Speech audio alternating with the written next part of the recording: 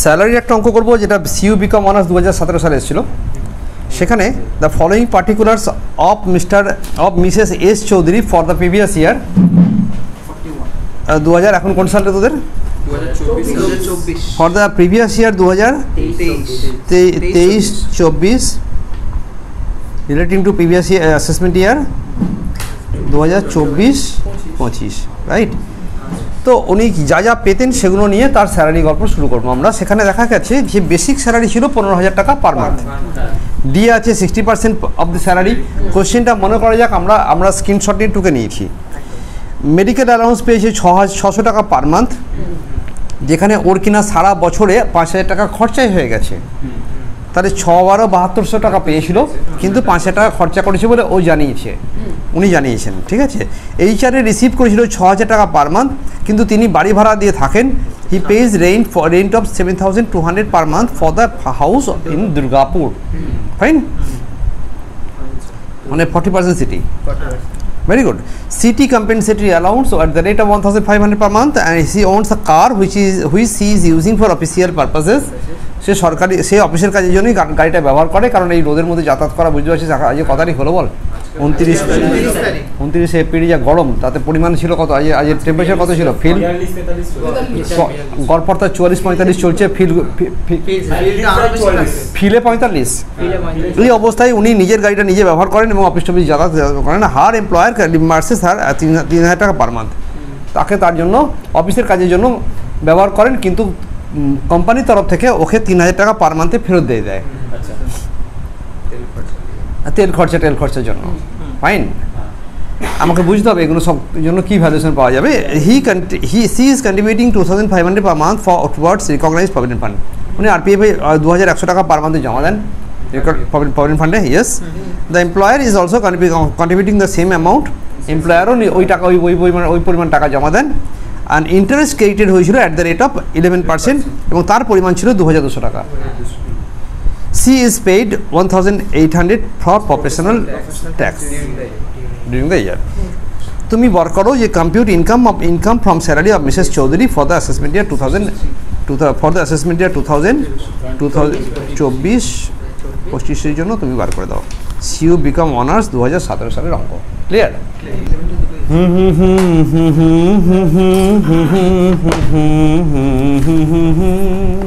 বল কি লিরিক্সটা বল। ভেঙে মোর ঘরের চাবি নিয়ে যাবি কে আমারে বন্ধু আমার। এখন বেসিক স্যালারি লোকটা পাবে কত, সেইভাবে আমি স্যালারিটা বার করবো। এখন লোকটার নাম মহিলা মিসেস সেন, মিসেস চৌধুরী। তাহলে আমি একদম প্রথমে হেডিং যেমন হয় সেই একদম হেডিং দিয়ে শুরু করবো, না চালিয়ে দেবো? Computation of taxable income of Mrs S Chowdhury for the previous year dash relating to assessment year dash, always এই সেম হেডিং, রাইট? তো এখানে কি পেলাম, উনি কী পাচ্ছেন দেখা যাক। ওনার ভেঙে মোর ঘরের চাবি নয়, উনি কী পেয়েছেন দেখা যাক, ওকে? বাচ্চারা আমরা যখন অঙ্কটা করছিলাম তখন দেখেছিলাম কী দেখেছিলাম, একবার এখানটা খোলা থাক, সুবিধা হবে। হ্যাঁ, অঙ্কটা খোলা থাক, এখানটা খোলা থাক না, এখানটা খোলা থাক, ওটা তোরা বলবি, আনসারটা তোরা বলবি, রাইট? তো কী হলো এখানে শোন, চলবে না কিন্তু চলবে না দাঁড়া আরেকটু ঠিক করে নিই, ততক্ষণ তো গানটা গাইতে পারছি আমি যখন ঠিক করছি। গানটা কেমন হলো বল? হ্যাঁ, সবাই একসাথে করে আসবে এবার থেকে পড়তে আইডিয়া। মার্কেটে যে যা বলবে, ওটাই তো বলছে। তোরা লোকে যা বলুক, কি একটা গান আছে না, হ্যাঁ বেটা। তাহলে উনি প্রথমে যেটা পেয়েছেন বেসিক স্যালারি, আমি এখানে টিক মারলাম আর এখানে লিখলাম উনি বেসিক স্যালারি পেয়েছেন। তো ভাই বেসিক স্যালারি পেয়েছে কত টাকা বলো? 15,000 ইন্টু 12, কত কিतना होगा বলো? 1,80,000 টাকা। হ্যাঁ, 1 লাখ কত বলো? হয়ে যাবে চিন্তা নেই কোনো। কত বল? 1,80,000 টাকা এখানে হবে। হ্যাঁ, 1,80,000 টাকা আমার কাছে বেসিক স্যালারি হলো। বেসিক স্যালারি পরেই পেয়েছে ডিয়ারনেস অ্যালাউন্স, তো লিখলাম DA 60% of salary 60% of salary, 60% of 1,80,000 টাকা কত টাকা হবে? 1,08,000 টাকা। দেখ অঙ্কটা করা কত সোজা, হ্যাঁ 1,08,000 টাকা। এবার পেয়েছি মেডিকেল অ্যালাউন্স। ও মেডিকেল অ্যালাউন্সে এক অশান্তিকর কথাবার্তা বলেছিল ওরা। কি বলেছিল বলো? বলেছিল 600 টাকা করে পার মান্থে হয়, 12 দিয়ে হলে 6 কত 7200 টাকা যে পেয়েছে, তার মধ্যে নাকি ওরা 5,000 টাকা খরচা করে দিয়েছে। জিতনা রুপিয়া খরচা করেছে ওটা আমার কাছে ইরেলিভেন্ট। ইনকাম ট্যাক্স অফিস দেখছে না যে যখন when there is a fixed medical allowance, সেখানে ক টাকা খরচা হয়েছে বড় কথা নয়। Fixed medical allowance is always taxable. বলো মেডিকেলে কিন্তু অনেক ছাড়ও আছে, but when there is a fixed medical allowance, some amount is fixed at the rate of 600 rupees per month for you are getting for 12 months, that amount is completely taxable irrespective of how much amount you have spent for that. পাক্কা? Second third মে fourth में কি আছে এখানে? এটা भी हो গেল, এটা কি এটা भी हो গেল, হয়ে গেল। তো इसमें इसके এর পর কি আছে দেখো, একটা আছে যে হাউস রেন্ট অ্যালাউন্স। এইচআরএ कितना मिला देखो 6,000 रुपया पर मंथ। তাহলে ইন্টু 12 করলে কত হবে? 6 12 72,000 টাকা, কোনো অসুবিধা নেই। কিন্তু এখান থেকে আমরা পাবো সেকশন 1013 তে ছাড়। ওকে, একে আমরা বললাম ও 1013 কখনো ডিডাকশন নয়, মনে রাখবে এক্সেমশন। কি লিখলাম? হ্যাঁ, যেন ডিডাকশন লিখে দিও না। এক্সেমশন আন্ডার সেকশন 1013 এ আবার কেউ বেশি জানে বলে লিখে রুল 2A। এখানে এ আছে actual HRA paid, received actual HRA received, actual HRA received কত বলো? 72,000 টাকা। B rent paid, rent paid দিয়েছিল। ও বলেছিল, আমি পড়ার সময় বলে দিয়েছিলাম যে তিনি 7,200 টাকা করে এক বাড়ি ভাড়া দেন। তাহলে 7,200 টাকা করে তিনি 12 মাস ছিলেন নাকি 9 মাস ছিলেন? 12 মাস হলে গুণ করলে কত হলো? 86,400 রুপিস। হ্যাঁ হয়, এটা এখানে না, এটা ইনারে লিখবে আরেকটুখানি। 86,400। ওকে, এখান থেকে লেখো less 10% of salary. 10% of salary, এই স্যালারি কতটা মানে হচ্ছে বেসিক আছে, basic plus DA, right? if that DA enters into retirement benefit, basic plus DA, তাই তো? বেসিক প্লাস ডিএ কত ছিল বলো তোমার কাছে? 1,80,000, ওইখানটা লিখছি না, 1,80,000 টাকা প্লাস 1,08,000 টাকা इंटू 10%। कितना हो गया? 28,800। এই 86 থেকে এটা মাইনাস করো, 57,600। এটা হলো বি কলামের আনসার। ক্লিয়ার? একদম ক্লিয়ার, কারো কোনো অসুবিধা নেই তো? বাচ্চারা আবার বলি, রেন্ট পেড ইনারে রাখো আরেকটুখানি, লেস 10% করে দাও, দিয়ে ইনার থেকে এটাকে মাইনাস করে দাও। You can get that figure is 57,600 and that is under C. Now as C is residing in Durgapur, as C is residing in Durgapur, it is 40% of basic plus DA. 40% of salary, it comes to rupees 1,15,200 1,15,200 এই তিনটের মধ্যে being least of the above লেখো। Being least of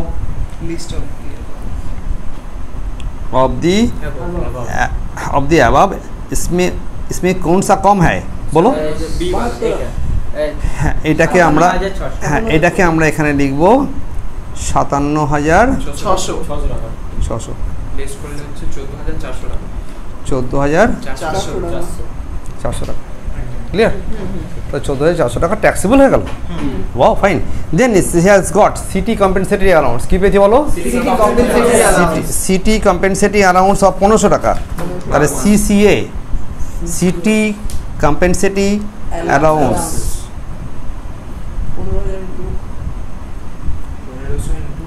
1500 into 12, 18,000 টাকা completely taxable. ওকে, fully taxable. এরপরে কি পেয়েছে? তিনি একটা গাড়ি ব্যবহার করেছেন, তাহলে অ্যালাউন্সেসের গল্প শেষ হয়ে গেল। ও ফাইন, কেউ এখানে একটা যোগ করে দেয়। এবার আমার চেষ্টা করছি যে আর কি তিনি পেয়েছেন। পারকুইজিটসে তিনি পেয়েছেন তার একটি সুন্দর গাড়ি ছিল, বুঝলি, বেশ বড় টাইপের গাড়ি। এটা দাঁড়া, যেটা যেমন দেখতে হবে সেরকম নাম দেবো, এখন থেকে নাম দিতে পারবো না। স্করপিও কিছু একটা হবে আর কি। এরকম একটা গাড়ি ছিল, এই গাড়িটার মালিক কে ছিল? না, এস চৌধুরী নিজে, এস চৌধুরী নিজে, এসসি নিজে গাড়িটা নিজের গাড়ি, ওইটা নিয়ে তিনি যাচ্ছেন, গিয়ে অফিস পৌঁছলেন, আর অফিস থেকে আবার ব্যাক করলেন বাড়িতে, অফিসের কাজে নিয়ে বেরোলেন, আবার অফিসে ব্যাক করলেন। সবসময় তিনি ওই গাড়ি ছাড়া চড়তে পারেন না। এমন সময় কোম্পানি তাকে 3,000 টাকা করে পার মান্থে দিয়েছিল। ইনকাম ট্যাক্স বললো ট্যাক্স দাও, 3,000 টাকা তোমায় দিয়েছে। বললো গাড়িটা নিয়ে কি আমি আমার বাপের কাজ করেছি? কে বললো? মিসেস চৌধুরী বললো আমি আমার বাপের কাজ করেছি, আমি আমার ছেলেকে স্কুলে দিয়ে এসেছি কি? হ্যাঁ, আমি আমার বড়ের সঙ্গে ঘুরতে গেছিলাম, আমি কোথায় গেছিলাম? What benefit comes to me? Nothing. So তো নো কারের জন্য যা টাকাটা হয়েছে তার জন্য no tax, as no benefit is there. Fine idea? শোনো, সৌমদী প্রশ্ন করেছে, স্যার সিসিএটা কি জিনিস? সিসিএটা কি জিনিস? হ্যাঁ, তোরা CC2 CC1 এসব শুনেছিস? হ্যাঁ, কাকে বলে? City centre 1, city centre 2। তোরা কোনদিন শপিং মলে ঘুরতে যাস না? তোদের জীবনে কোনো দাম নেই। CC1 CC2 তো সিটি কম্পেনসেটরি অ্যালাউন্স। সিটি তো আমরা যখন শহরে থাকবো তখন ক টাকা দামে 10 টাকায় কটা ফুচকা পাওয়া যায়? 4-5টা শহরে, 20 টাকায় 5টা, আর এখানে হ্যাঁ এখানে 10 টাকায় 5টা। পাক্কা না? তাহলে কোথায় খরচা বেশি বলো? এই কোথায় খরচা বেশি? সিটিতে খরচাটা বেশি হয় বলে মানুষ যখন সিটিতে থাকে তখন তাকে কিছু কোম্পানি তাকে একটা অ্যালাউন্স দেয় যে তোমার অলওয়েজ খরচা বেশি পড়ে তোমার। That is called city compensatory allowance. Fine, it is always taxable. Fine idea? এবার বলছে কিনা she is contributing 2,500 per month towards RPF। ও নিজের থেকে পকেট থেকে 2100 টাকা দেয়, আর কোম্পানি 2100 টাকা দেয়। আবার বলি, তিনি নিজেই যে টাকাটা দেন, তাহলে 2100 টাকা একবার জমা পড়লো, প্লাস আবার 2100 জমা পড়লো। তো এই পরে যেটা দিয়েছে কোম্পানির কন্ট্রিবিউশন যেটা করেছে, কোম্পানি যেটা দিয়েছে সেটার জন্য আমার সুবিধা হলো। আমার নিজের টাকা আমি প্রভিডেন্ট ফান্ডে জমা দিয়েছি, তো কার কী হয়েছে? বাট এটা যাবে 80Cর আন্ডারে ছাড়ে। এটা কমপ্লিট লেভেলে যখন ছাড় বানাবো তখন আমরা মাইনাস করবো, বাট স্যালারি আন্ডারে এতে কোনো ছাড় নেই। আবার বলি, GTI থেকে যে মাইনাস হয় যে 80C, সেখানে আমরা এই টাকাটা পাবো RPF এর ওন কন্ট্রিবিউশন, আর কোম্পানির কন্ট্রিবিউশনটা আমরা এখানে ছাড় পাবো। কী করে ছাড় পাবো? না, আমাকে বলছে কিনা যে তুমি মোর দ্যান 11%, তাই তো? না 12%? না ওইটা নয়, মোর দ্যান 12%। যদি তোমার স্যালারির চেয়ে তুমি 12% বেশি দেয় তবেই মাত্র ট্যাক্সেবল হয়। তাহলে আমি শুরু করি, এই পাতাটা আমার ও পাতায় সরে যায় নাকি? এটা আমরা এগোবো এই পাতায়। হ্যাঁ, তাহলে RPF কি বললাম? কন্ট্রিবিউশন টু, তাহলে কি বললাম বলো? Contribution to RPF। Contribution to RPF মুখস্থ কর। Access of 12% is taxable. কি বললাম? আবার বল। তাহলে আমি বলছি যে এমপ্লয়ার্স কন্ট্রিবিউশন, কি বললাম? एम्प्लॉयर्स कंट्रीब्यूशन टू RPF कितना है? 2100 টাকা পার মান্থ। একে 12 দিয়ে গুণ করলে কত হলো? 25,200 হলো। এখান থেকে লেস হবে 12% অফ বেসিক প্লাস ডিএ। হ্যাঁ, বেসিক প্লাস ডিএ কত হয়েছিল? 1 লাখ। 1 লাখ, এইটার সঙ্গে আরও 108 যোগ হচ্ছে, তাই না? বারবার এটা করতে হচ্ছে আমাকে। বলো এটা করলে কত পার্সেন্ট হলো? কত টাকা হলো? কত? 560। এত টাকা হয়ে গেছে, তাহলে কোনো টাকা ট্যাক্সেবল হলো না। তাহলে কত টাকা হয়ে গেল বলো? কোনো টাকা ট্যাক্সেবল হলো না। যদি কম করে কিছু বাঁচতো তার ট্যাক্সেবল হতো। এবার আমাকে কি করেছে, ওরা আমাকে ইন্টারেস্টও দেয় আবার। আরে RPF ইন্টারেস্ট দেয়, তাই নাকি? হ্যাঁ, every provident fund must carry some amount of interest. So this is interest on RPF। क्या बोला बोल? Interest on RPF। পাক্কা? আরে আমি এরকম যে বলছি তোরা আমি ইচ্ছা হচ্ছিস না। এবার একটা 11 বাচ্চাকে একটা ভিডিও দিয়েছি, বলছে না স্যার এতজন অত কথা বলছো না, আমি বুঝতে পারিনি। বুঝতে পারছি মানে আমি তো আমার কথাটা শোন, বাকিরা তো শুধুমাত্র কোরাস করার জন্য বসে আছে। তা তোর ক্ষতি কী হলো? বুঝতে পারছিস মানে? তারপর আবার শুনবি, তারপর বুঝতে পারবি না, আবার শুনবি, 5 বার শুনবি, বুঝতে পারবি, তারপর দেখাবো এক এক। ইন্টারেস্ট অন RPF হচ্ছে কত percent? At the rate of 11%। ভাই 11% ইজ ইকুয়াল টু 2200 টাকা, রাইট? এটা দিয়েছে তোরা? তাহলে ভাই 9.5% ইজ ইকুয়াল টু কত হবে? বল। ওই তো 2200 2200 ডিভাইড 11 ইন্টু 9.5, এটা করলে কত টাকা হলো? 1900 টাকা হলো, 300 রাইট? টাকা tax। তাহলে 300 টাকা ট্যাক্সেবল করে দিলাম। Access of 9.5% is taxable, fine. এবার বলছে কিনা সি পেইড 1800 টাকা as professional tax, P tax দেয়, প্রফেশনাল ট্যাক্স। প্রফেশনাল ট্যাক্স তো দিল, এটা তো নয় যে পেলো। এখনো পর্যন্ত সব পাওয়ার গল্প করেছিলাম, পাওয়ার গল্প যা হলো তাকে বলবো গ্রস স্যালারি। তাকে কি কতটা কি নাম দেবো? ভাই এটা আমার গ্রস স্যালারি ইতনা মিলা, রাইট? অ্যামাউন্ট বলা যাবে 3,27,900 3,27,900 rupees is my gross salary. এখান থেকে আমার ছাড় হয় ডিডাকশন, 16(1)(a) এটা কিন্তু এক্সামশন না, এখানে লিখবে ডিডাকশনস, ডিডাকশন আন্ডার সেকশন 16 এর আন্ডারে প্রথম ছাড়টা কি বলেছে? স্ট্যান্ডার্ড ডিডাকশন স্ট্যান্ডার্ড ডিডাকশন 16 কত? 1A, standard deduction under section 16(1)A, এটা হচ্ছে স্ট্রেট ওয়েতে এখনকার যুগের জন্য 50,000 টাকা। ইট ইজ 50,000 টাকা। স্ট্রেট ওয়েতে 50,000 রুপিস মাইনাস করে দাও, রাইট? ভাবার কারণ নেই যে স্যার কী করে হলো, আরে বলে দিয়েছে না 16 হচ্ছে 50,000 টাকা, কাহানি খতম। 2 নম্বর আছে কি ওর ইয়ে থাকবে প্রফেশনাল ট্যাক্স, রাইট? 16(3) আবার বলে রাখি 16(2) বলেও একটা ছিল, হ্যাঁ ওটা ছিল এন্টারটেইনমেন্ট অ্যালাউন্স। এন্টারটেনমেন্ট অ্যালাউন্সে 16(2) ছিল, এটাকে এন্টারটেনমেন্ট অ্যালাউন্স বলে, এন্টারটেনমেন্ট অ্যালাউন্স। এটাতে ছাড় পাওয়াই যায় না আজকাল আর, কোনো প্রাইভেট কোম্পানি ছাড় পাবে না, গভর্নমেন্টের ক্ষেত্রে কিছু ছাড়ের গল্প আছে, বাট এখানে ছাড় পাবে না। খালি শোনানোর জন্য শুনিয়ে রাখলাম ভিডিও বলে, না হলে অঙ্কটা করতাম না। এবার হচ্ছে প্রফেশনাল ট্যাক্স, 16(3) আন্ডার সেকশন 16(3) 16(3). এটা যদি আমি নিজে দিয়েছি আর যেই দিক না কেন 16(3) is always applicable if professional tax is paid. এই যেই দিক না কেন মানে হচ্ছে এই যে যদি কোম্পানি নিজেও দিত তাহলে একবার এখানে যোগ করতাম 16(1)(4)-এ, এখানে একবার মাইনাস করতাম 16(3)-তে, 17(1)(4)-এ 17(1)(4)-এ পারকুজিটে যোগ করতাম যদি আমারটা কোম্পানি। তো যাক এখানে অত কিছু বলে লাভ নেই, এখানে বলেছে কি ও নিজে দেয়, কে দেয়? মানে এমপ্লয়ি নিজেই দেয়। তো কত টাকা দিয়েছে? 1800 টাকা দিয়েছে। তাহলে মোট ছাড়ের পরিমাণ হলো 51,800 টাকা, মাইনাস করো 2,76,100 ইজ ইনকাম ফ্রম স্যালারি। কি বলো বলো? Taxable salary. হট ওসব নয়, তুমি দেখবে ইনকাম ফ্রম